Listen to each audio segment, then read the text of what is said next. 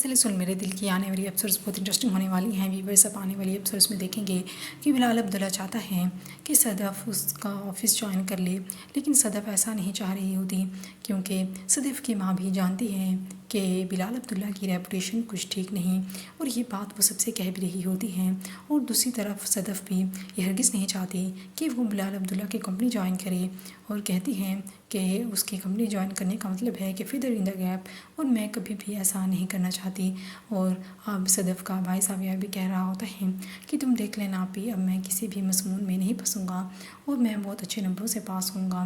اور اس طرح صدف بھی اسے پڑھانے کی کوشش کر رہی ہوتی ہے۔ صدف اپنے ابو سے کہہ رہی ہوتی ہے کہ بعض اوقات دل نہیں مان رہا ہوتا، اور یہ بھی پتہ نہیں ہوتا کہ دل کیوں نہیں مان رہا۔ اس کا ابو سمجھا رہا ہوتا ہے اور کہتا ہے کہ دام میں بھی وہی آتے ہیں جو دانہ چگنے کے لیے جاتے ہیں، اور اچھی لڑکیاں اپنی حفاظت خود کرنا جانتی ہیں۔ وہ اپنی بیٹی کو اچھے سے سمجھا رہا ہوتا ہے، اور صدف تو فیصلہ کر چکی ہے کہ وہ بلال عبداللہ کی کمپنی ہرگز جوائن نہیں کرے گی۔